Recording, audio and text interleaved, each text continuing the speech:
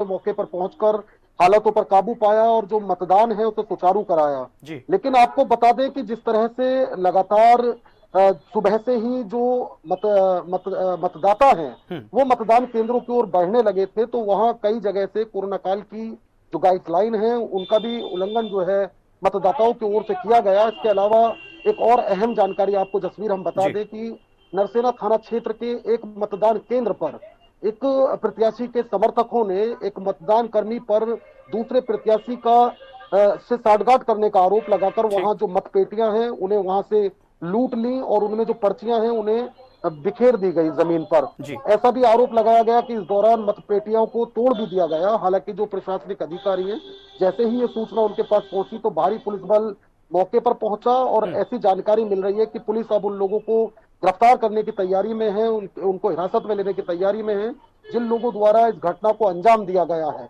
कुल मिलाकर अगर मत प्रतिशत की बात करते हैं तो बुलंदशहर में 72.80% मतदान हुआ है। इस मत प्रतिशत को देखते हुए ये कहा जा सकता है कि कोरोना काल में भी लोगों में भारी जोश और भारी उत्साह रहा, इसलिए इतना बेहतर जो मत प्रतिशत निकल कर आया है। लेकिन इस बीच हम लोगों से जैसे कि लगातार ये अपील कर रहे हैं कि आप जोश और जश्न के साथ कोरोना को ना भूल जाएं, आप कोरोना का भी ध्यान रखें, घर से निकलते हैं तो सामाजिक दूरी बनाए रखें। जैसे साजिद, जो तस्वीरें आपने दिन भर देखी, आपने लोगों से बात भी की होगी, लोगों से जानने की भी कोशिश की होगी कि जो हालात इन दिनों पूरे देश के हैं, क्या उन हालातों से आपको डर नहीं लगता? क्योंकि कई जगह की तस्वीरें हिंदी खबर ने भी पेश की जहां पर सोशल डिस्टेंसिंग की, फेस मास्क ना होने की, यानी कुल मिलाकर गाइडलाइंस की धज्जियां उड़ाई गई। साजिद, बिल्कुल ठीक कहा जसवीर आपने। इस दौरान लगातार हिंदी खबर की टीम ग्राउंड जीरो पर रही। हमने लोगों से ये अपील की कि मास्क अगर आपने नहीं लगाया तो आप मास्क लगा कर आए। दूसरी बात,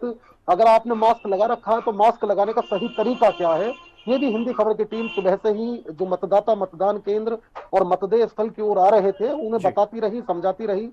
कई ऐसी तस्वीर हमने देखी जहां लोग सामाजिक दूरी का ध्यान नहीं रख रहे थे, तो वहां भी एक जिम्मेदार न्यूज चैनल होने के नाते हिंदी खबर की टीम ने लोगों से सामाजिक दूरी बनाए रखने की भी अपील की। प्रशासनिक अधिकारियों को भी हम समय समय पर सचेत करते रहे। हालांकि बुलंदशहर की बात करूंगा तो कई मतदान केंद्रों पर जो मतदाता हैं हम्म। वो कोरोना को लेकर काफी सजग दिखाई दिए और कहीं ना कहीं वो खुद भी सामाजिक दूरी बनाए हुए थे। मास्क, हालांकि कई ऐसे चेहरे सामने आते हैं जो मास्क तो लगाते हैं लेकिन नाक से नीचे उनका मास्क होता है जो खतरनाक साबित हो सकता है। बिल्कुल। लेकिन कुल मिलाकर कह ये सकते हैं कि इक्का दुक्की अगर घटनाओं को छोड़ देते हैं तो शांतिपूर्ण ढंग से जिस तरह से प्रशासनिक अधिकारी पहले से चुनाव कराने का दावा कर रहे थे तो वो सही साबित हुए हैं। लेकिन एक ठीक। बड़ी घटना जैसे कि मैंने आपको बताया कि बिल्कुल। नरसेना थाना क्षेत्र में लाइव बूथ कैप्चरिंग के वीडियोज वायरल हो रहे हैं जी। जिसमें मतपेटिकाओं को लूटा गया, फिर ठीक। उनमें पर्चियां वो तोड़ करके पर्चियां जमीन पर बिखेर दी गई। ठीक। हालांकि प्रशासनिक अधिकारियों का ऐसा दावा है कि जो आरोपी हैं उनके खिलाफ सख्त से सख्त कार्रवाई की जाएगी। चलिए साजिद, बहुत